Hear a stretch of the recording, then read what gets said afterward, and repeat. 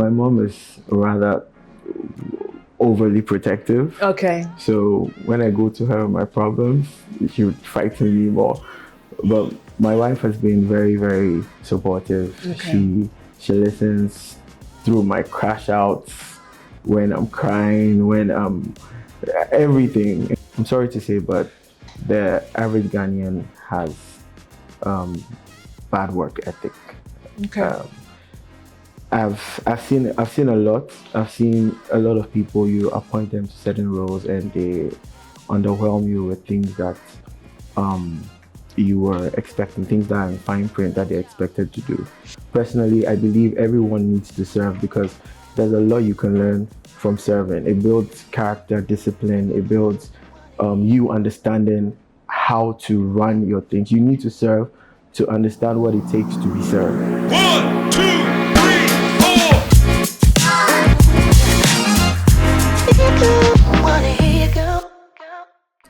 I'm Letitia Brown, and welcome to Roots by Fido, where we talk to entrepreneurs who are taking care of business. Welcome, Arnold Addo, to our maiden edition of Roots by Fido.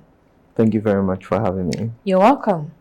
So let's start off by you telling us a little bit about Sizzle's and Grill's Barbecue. Yeah, thank you very much, and thank you very much for having me here. So Sizzle Grills and Barbecues is a food and hospitality brand, which started out as a side hustle, and right now it has evolved into something that a lot of people love and a lot of customers are enjoying. And we majorly serve grills and some amazing stir fries, and we currently have 2 locations, one at on the Spintex Road and another at the Atlantic Mall. And by the grace of God, we're gradually expanding and becoming what myself I never imagined. So you started out as a side hustle, and now you have 2 locations. Yes, please. And one in quite a prime location, actually inside a mall. Yes, please. So tell me a little bit about the origin of the business, like starting as a side hustle. What was the inspiration? What motivated you to start cooking? Personally, I've always been someone that enjoys cooking. Any chance I get right after work, I get into my kitchen. That's where I'm able to clear my head or blow steam. And de-stress. Exactly. I found myself making food for friends sometimes when I have friends over, or I share with some neighbors. So it's been all about feedback that I've had from people. And back then I used to put out a lot on my lifestyle, especially on Snapchat. Okay. So right after work, things I engage myself with, especially cooking, and I've had people see my stories and be like, oh, send me some. So with that feedback, I've had people ask me to actually make. They would buy ingredients and I make. So I actually identified the need that people had, and it got to a point I realized, look, I need to start making something out of it. Right. So let's walk us through the steps, because I think sometimes it sounds to me like it started out as a passion project, which then turned into a side hustle, which is now like a full-time business, right? Yeah. How do you go from kind of cooking in your kitchen for your own personal use to then selling your first pack of food? When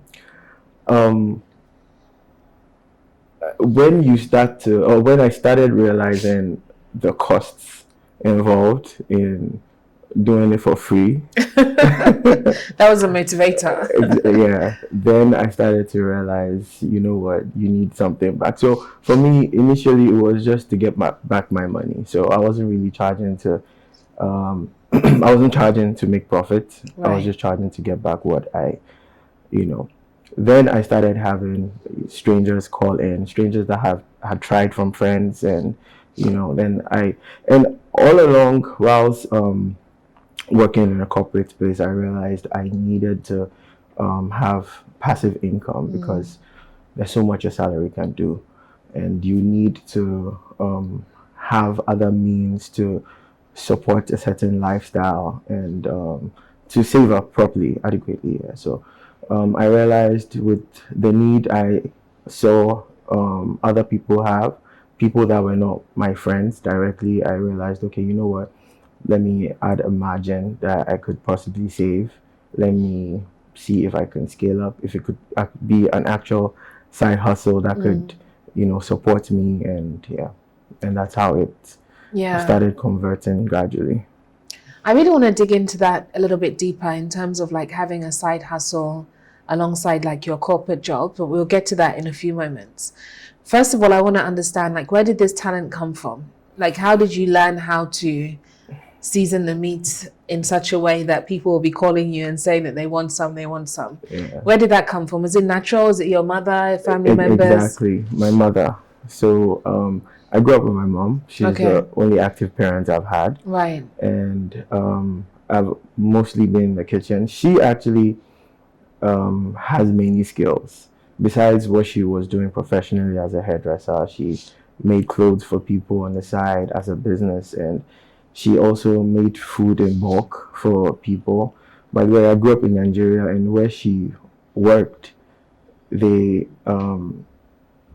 wanted her to cook most of the time. Okay. So Nigerians should know we've been selling Ghanaian jollof from way back to them. So we've been I've been seeing her. I've been actively helping with little things here and there. So I've seen her firsthand cook for people, serve a lot of people, and I feel like that is where I had or I understood how to handle myself in the kitchen and be able to cater for large orders.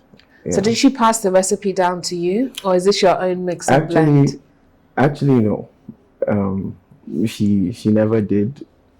She sometimes tastes my food right now and wonders, So she didn't, but I found my way around making things taste a certain way. Tweak a few ingredients to stand out, to be very different from the regular ones. Yeah. Okay, I see. So mom was kind of like the inspiration. Yes. Yeah. You mentioned that you grew up in Nigeria. Yeah. Do you want to talk to us a little bit more about your childhood and your background? Yeah, my childhood was a very interesting one. It was basically schooling, and then when I get back home, I just probably do my homework. And from my mom's side, my mom was everything. She is everything to me. She single-handedly brought me up, taught me everything I know, took me through everything, made sure I had the best education she could afford, taught me everything, taught me structure, gave me security, and all of that. So I would say I was pretty much safe growing up, and she did what she could, and yeah. Fast forward, I think somewhere around 14 was when we left Lagos, and we got back to Ghana, and I went through schooling again, GHS, SHS, and then I went to Takoradi. I did my HND in purchasing and supply. After that, I did a few other courses. I did system engineering with IPMC. Right after that, I did a SILT program with Data Link University, Chartered Institute of Logistics and Transport.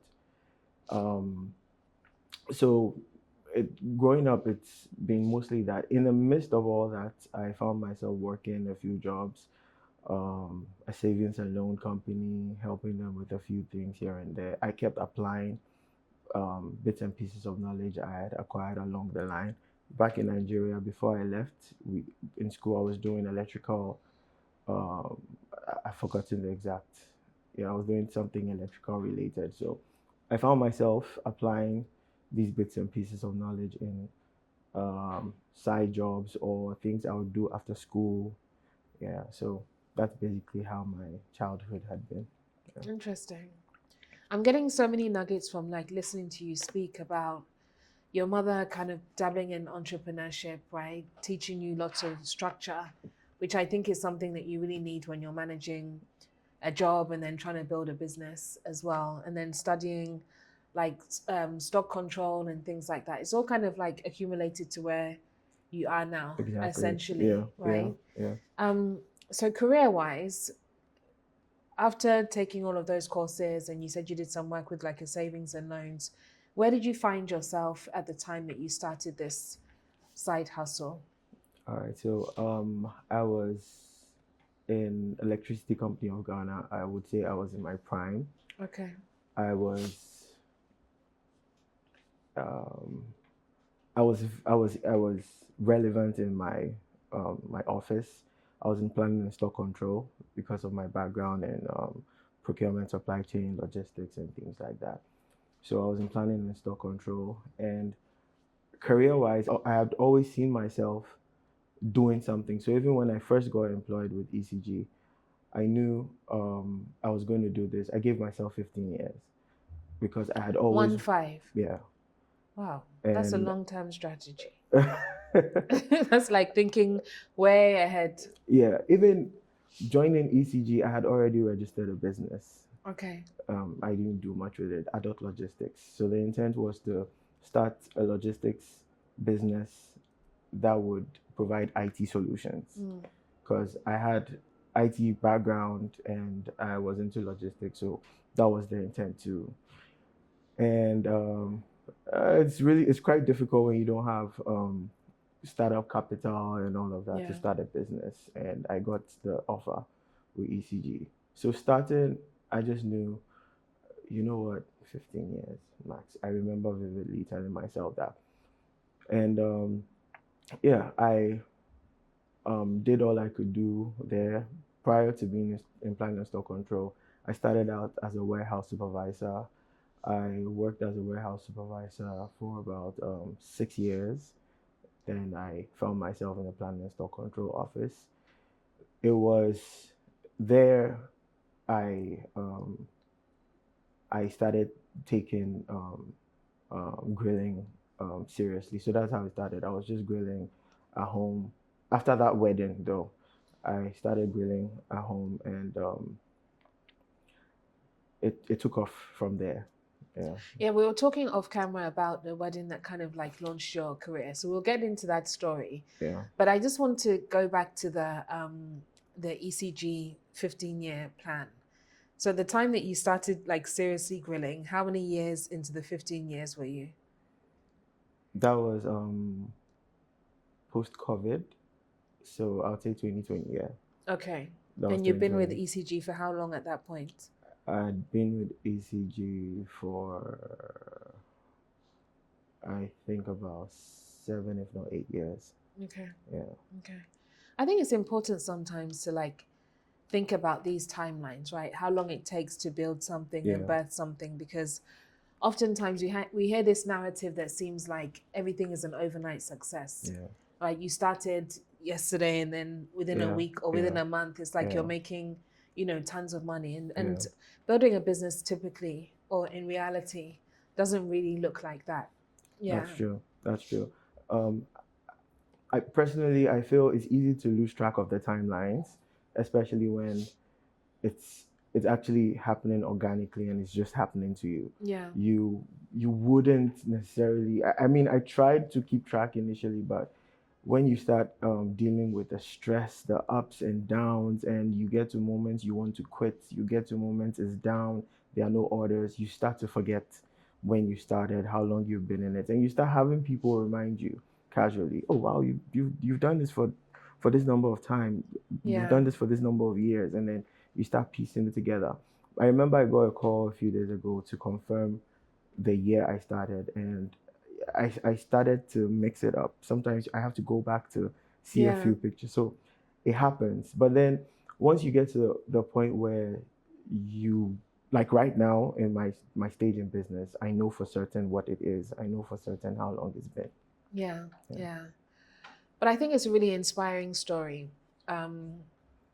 because it's like you had this vision, right from the outset, that you wanted to build something, first of all, to just allow you to be able to save, right? And then that turned into something that you're like, okay, this could actually be a business that could replace the full-time job, right? The side hustle now becomes the main hustle, the main gig, right? And the fact that it's even growing, it's continuing to grow. Now you have 2 locations. I think that's a real inspiration. But unfortunately, I think in the days that we're living in now, some people will sit back and be like, oh, I don't have 15 years, right? I want it tomorrow. I want it by 2027. I want it by summertime, I want to have this. Right. But the reality is that it takes time to build something sustainable. It does. It does take time. Yeah. And I would add that I really wasn't bothered about what will be at the end of the 15 years. I just knew the stuff I was made of, because prior to ECG, I had enjoyed, I don't want to say being my own boss, but for a lack of better word, yes. I had enjoyed entrepreneurship. I had done a few things that I felt my creativity and my skill were very much rewarded. And I wouldn't say anyone should just, out of school hop into entrepreneurship. Personally, I believe everyone needs to serve, because there's a lot you can learn from serving. It builds character, discipline. It builds you understanding how to run your things. You need to serve to understand what it takes to be served. So personally, that 15 years was something I had to humble myself to get through, to actually serve, do my very best there. I doubt anyone who is watching this in ECG would be able to say, oh, that guy was a very lazy guy, or he wasn't impactful or anything. And that's not me tooting my horn or anything, but I'm just saying you need to put out your all to be able to serve before you would understand what it takes to be served in your own business. Yeah. You just answered like my next 5 questions all in one. I said I wanted to come back to this idea of having like a side hustle, right? Over the years, I've trained hundreds of entrepreneurs, thousands of entrepreneurs. And I always speak about, especially when you meet people straight out of school, the importance of working for like an organization and understanding how organizations are run. It really sets you up for success, I believe, when you step out on your own. I always see this gap when you meet people that are just straight out of school, no work experience, complete lack of discipline in terms of like professional environments, trying to enter into the business world, going out to pitch for contracts, but not even really having a sense of how to comport themselves in a meeting because they've never had to do it before. So I'm glad that this came from you, because I always preach this. And sometimes I feel like people feel that, oh, just because you went through it doesn't mean I have to go through it. But I just feel like there's so much value in it, right? So much value. I believe it's, I picked this from even a spiritual or biblical standpoint, where there are characters in the Bible that had to serve, because it's a process. You wouldn't just wake up and become that top guy. You would have to go through it, like Joseph did, like Moses in Egypt. I love that. And there are a lot of people that went through it, and it's all a learning phase. Different stages of learning phase. You get cheated, you get down, you learn the twists and turns of business. You understand what your bosses are going through. You see how they deal with losses and all of that. So I think it's the humility bit and just, calming down to serve. Yeah, That's yeah. it. But I mean, all that being said, I do appreciate that some people fall into entrepreneurship out of necessity. from school because they can't find a job, right? So I'm not trying to discredit people that are, hustling and just making ends meet and trying to build something without necessarily having gone through the corporate route. But if you get the opportunity to, I'm just saying that there's a huge blessing in that growth trajectory. True. So, okay, so we've left ECG. We have launched the first location, right? Or did you launch the location before you left ECG? Yeah. Oh, okay.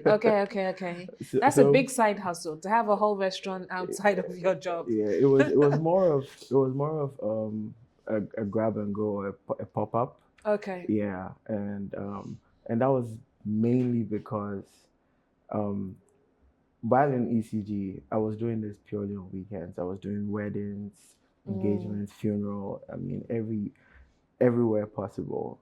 And I had to get an assistant who had no other source of income, and he would only work as and when I have a gig. So he was always on me. Oh, get a place. Let's get a place so that. And besides that, whenever we go to events, after people try out, they want to know also where you guys located. How can we get you on a regular and things like that. So I'm like, okay, you know what? Let me kill two birds with one stone. Let me get a place where this guy can actually work on a daily, and then let customers that like what I do also be able to buy every now and then. And that birthed the first grab and go, or the pop up. So at that point, I wasn't really looking into leaving my job. Yeah. It was just, okay, after work, I have to come sit here with my friends. I have to come grill. I have to come be here after work. That was how it started. Yeah. Okay. And I guess that's where the structure really helped you, because I'm sure there's some days where you're like, I'm tired. I want to go home. Yeah. Right? That I discipline didn't pushed. really, I didn't really get tired because it was something I loved doing. And Okay. fortunately, almost every customer that gets close has become a friend of mine. Most friends I have were actually customers. Right. So work is a place I love to be at, because I have customers as friends. Same friends, they come, we laugh, and we vibe and everything. I take my money though, but That yeah. requires discipline though. Yeah. Because yeah. some friends can get a bit relaxed. Yeah, and feel like, oh, it's my guy's very place. good friends. Okay, so they're respectful. They do. They are very respectful, and they are. I know they are proud. I see in their reposts and their referrals and everything, and even just sitting down talking and how they advise, try to understand the trajectory of the business and all of that. I can tell they're really supportive. That's good. Yeah. That's definitely a blessing. Yeah. I think they say that entrepreneurship is like a lonely road, and you spoke about the tough times, the ups and then the downs, and sometimes there's a lot of orders, sometimes there's no orders.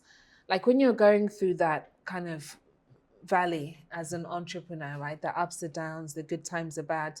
Like who is it that you kind of lean into? Is it your mum? You spoke about her being like kind of a bit of a solid figure in your life, or who supports you? My mom is rather overly protective. Okay. So when I go to her with my problems, she would frighten me more. But my wife has been very, very supportive. Okay. She listens through my crash outs, when I'm crying, when I'm everything, and she just tells me, you figure it out. Yeah. So yeah, it is a lonely road. And even though, yes, I have a companion to share my issues with, at the end of the night you'll fall asleep and you're left with your thoughts. Yeah. And it doesn't really provide she said what she'll say, or whoever has advised you, but how much of it have you absorbed? Yeah. And so it's all left to you, and I thank God. So it is a very lonely road. It takes guts. You would cry, you would sweat, and it's even more difficult. I can only imagine, though, it's even more difficult when you do not have skills that cut across all the aspects of your business. Then you'd be highly dependent on workers to help you get things done. But if you do, then that's a blessing. Yeah, because obviously the food is a bit more of a natural kind of flair for you. It's your passion, right? Yeah. You have a natural inclination towards it. But then your training and your work experience in terms of like stocks and warehousing, Yeah. I think helps you to solve the biggest problem in the food It business does. in terms Yeah. of inventory. Yeah. Because people always say to me, like, oh, Letitia, go into food because you make so much money in food in Ghana. But I, I also see people lose a lot of money Yeah. or having to be there all the time Yeah. because they don't have the Yeah. systems Yeah. and they have to monitor everything. Exactly. That's spot on. Actually, it was one of the few things that I did that to people that like cooks and grillers I worked with, they found it a bit too technical. But then I understood um, how important inventory management is and how to be able to break every portion down to quantifiable units Yeah. that you can actually track and you can you can actually compute and make sense of the items in numbers. Yeah. Yeah. And it helps because you can just look at the numbers and you can value the waste instantly. It's not qualitative. You can actually and only knowing how to cook and make amazing meals is not the only thing. You need to manage waste, track your losses right, and all of that. And there's a lot of losses that you can make, especially from poor inventory management. Yeah. Yeah. So I guess you're kind of like halfway there at least in terms of your background and then your passion. But managing like an actual restaurant must require a whole lot of other skill sets. I mean, there's people Yeah. management number Yeah. one, Yeah. and you're working with Yeah. people that Yeah. you can be a bit challenging Yeah. at times. Yeah. And then, just even managing a location, the health and safety aspects, the Yeah. licensing, all of these things. Yeah. So the first location, how did it come about? You said that the guy you were working with wanted you to have like a permanent place, so he has a lot more to do, I guess, Yeah. and saw the opportunity as Yeah. well. Yeah. But how did you go about spotting that first location? Um, I spoke to friends again that, oh, this is what I want to do. So if you find any place, any store, anything, let me have a look. I checked out a few places, but then fortunately a friend found um uh, a place along the timber market on the 18 road. It was okay, it was decent, it was just a container. And it wasn't anything by like on a major stretch. It was in one corner there, and I was like, okay, fine, no problem. I already have people that I cook for from home, so let's just start. I put him there, and you know and in a matter of time, demand started increasing. Then you'd see that, okay, you need to add hands. So I added a kitchen assistant with him, and they started. We realized people be like, "Oh, it's just meat. What else do you have?" Then we added noodles, we added fried rice, and with the amount of work coming in, I started adding employees. You know, um, and it grew quickly till the day I started seeing cars line up. No place Oh to wow. sit. They just wait in their cars. And we grill per order. So it takes quite a while 30, 45 minutes sometimes. Okay. And these customers appreciate what we're doing. They know it's fresh food. We're not serving anything from a Walmart. It's freshly made and all that. So they are patient to wait. Fast forward, we moved from that container to the restaurant it is now, still on the Spintex Road, with space for about 50 people to sit, wait, eat, dine in, and we've grown rapidly since then. I think in the space of 3 years, I had the pop up at the Atlantic Mall, and this January we just converted the pop up into a restaurant as well. Excellent. Right now, I would say I'm at my wit's end on certain aspects of the job, like human capital management. I don't have no skill there. Restaurant management itself, so I've put out a few adverts to employ actual managers that know whatever I'm doing has brought me this far, and that's purely hardcore and energy and all that. But it's time to have people that actually understand the industry and would run it from there. So I'm going to pose a question that may not be too popular, right? But it's a reality. It's what I see. The majority of restaurants that I see in town, right? I wouldn't necessarily say high end, but maybe you're paying like 100, 200, for like a meal, end up bringing in foreign people to manage the restaurants. What do you think that is a reflection of? Is it that our culinary schools are not teaching on business management skills? Is it work ethic? I'm sure you've seen this trend as well when you go to some of the restaurants in town. Yeah. What is your view on this? I think this even goes beyond the culinary world or restaurant work. I'm sorry to say, but the average Ghanaian has bad work ethic. I've seen a lot. I've seen a lot of people. You appoint them to certain roles, and they underwhelm you with things that you were expecting, things that are in fine print that they're expected to do. And I think it's the black man's thing. We just get very comfortable, with ourselves, and we feel, So I think it works in reverse. When the foreign companies or restaurants employ the indigenous, they are able to push harder. And when the locals also employ the foreigners, I think it's in reverse. I don't know why, but yeah.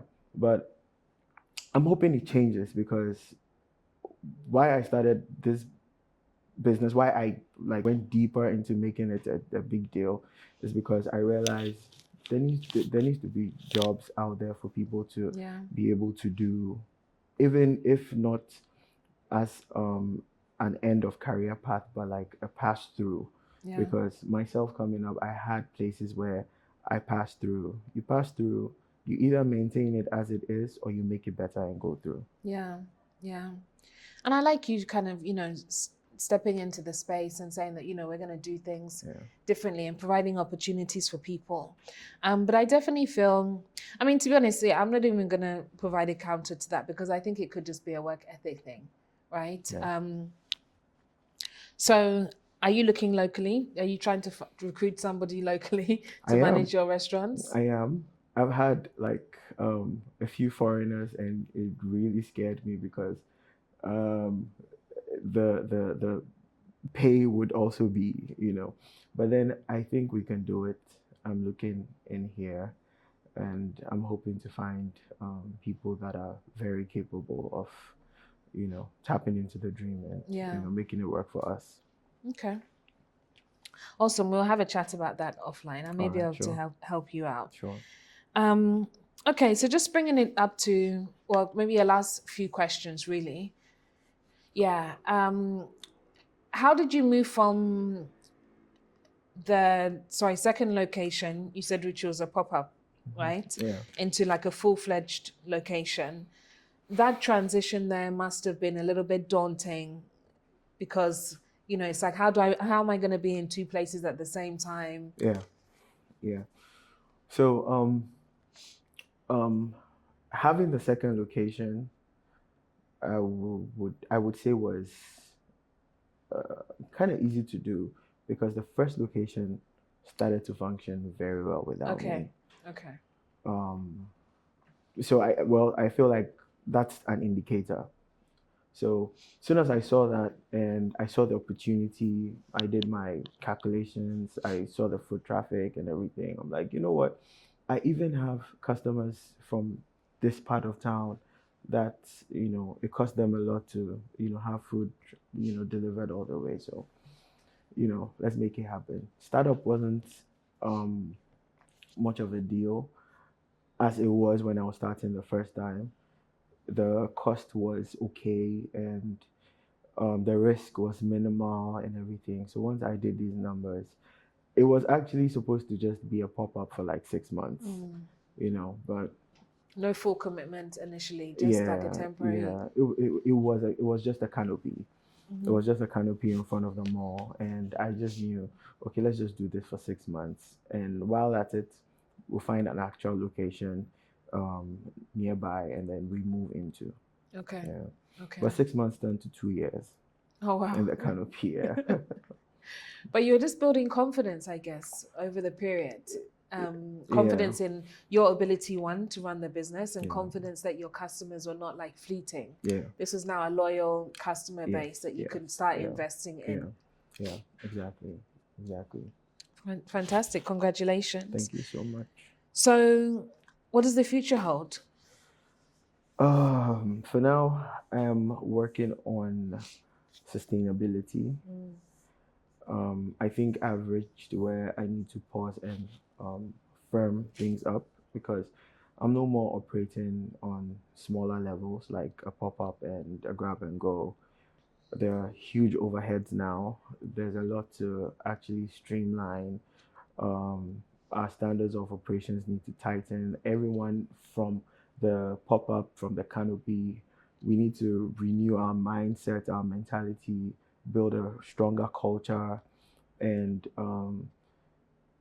become a much more solid brand. And I feel like that would be maybe the next layering on our foundation, and then from there, then I can look at taking the next step to find another location. Okay, so it's expansion. Hopefully. Bigger place, different location. Yeah, hopefully. Yeah. Exciting. Yeah. Well, I really do wish you all the best. It's been a pleasure to Thank you so talk much. to you, our very first guest. Thank you so much for having me. Just real entrepreneurs who are building businesses from the ground up. See you in the next episode.